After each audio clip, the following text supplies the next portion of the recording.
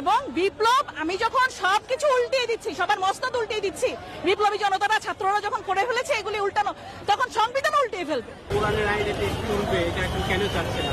হ্যাঁ, এটা চাচ্ছি এই কারণে, বাংলাদেশ প্রথমত তো মুসলিম অধ্যুষিত দেশ, যে কোরআনের শাসন ছাড়া আমাদের দেশে যে পরিমাণ অরাজকতা, বিশৃঙ্খলা সবাই তৈরি করার চেষ্টা করছে, সেটা দূর করা সম্ভব না। কোরআনের শাসন, ইসলামী শাসন ব্যবস্থায় একমাত্র পারে সকল ভেদাভেদ দূর করে সবাইকে শান্তির পতাকা তলে একত্রিত করতে।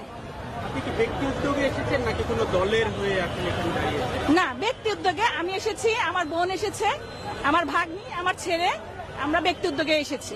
সম্প্রতি আমরা দেশের বিভিন্ন স্থানে বিভিন্ন মাজারে আমরা হামলা দেখতে আছি। আপনি যেমন বলছেন যে কোরআনের আইনে দেশ চলবে, মাজারটা আসলে কোরআনের আইনের সাথে সাংঘর্ষিক।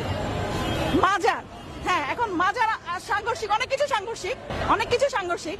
আমি তো বলিনি যে মাজারের আইনে চলবে। মাজারের অনুসারী বা হ্যাঁ। মাজারের ভক্ত তারা কি করবে আসলে সেক্ষেত্রে তাদের কি করা? সবাই কোরআনের শাসনে চলবে। কোরআনের শাসনে দেশ চললে আপনিও শান্তিতে থাকবেন, আমিও থাকবো, মাজার প্রেমীরাও থাকবে, যারা মূর্তি পূজা করে তারাও থাকবে।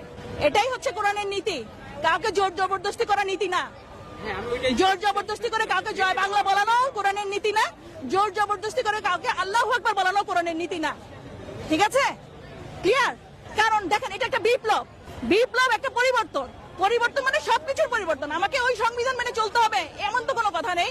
সেই সংবিধানটা ছিল ফ্যাসিস্ট সরকারের তৈরি সংবিধান, 72 থেকেই বলেন আর এখনকার তাদের পরিবর্তন সংস্কার যাই বলেন, সব তাদের অনুকূলে ছিল। এটা জনগণের অনুকূলে কিছুতেই হতে পারে না। আমরা যা বলবো, ছাত্র জনতারা দেশের জনগণের স্বার্থে যা বলবে সেটাই হবে সংবিধান। কোন সংবিধান মেনে, তথাকথিত তোতা পাখির বুলানো সংবিধান মেনে চলতে হবে, সেগুলো মেনে এখন অন্তর্বর্তীকালীন সরকার চলতে হবে, এটা আমি মনে করি না, ইনফ্লুয়েন্সাররাও মনে করেন না।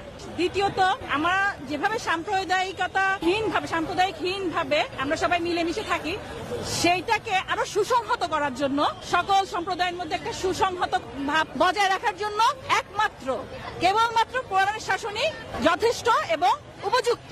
কারণ আমরা জানি সুদূর অতীতে আমাদের যখন ইসলামী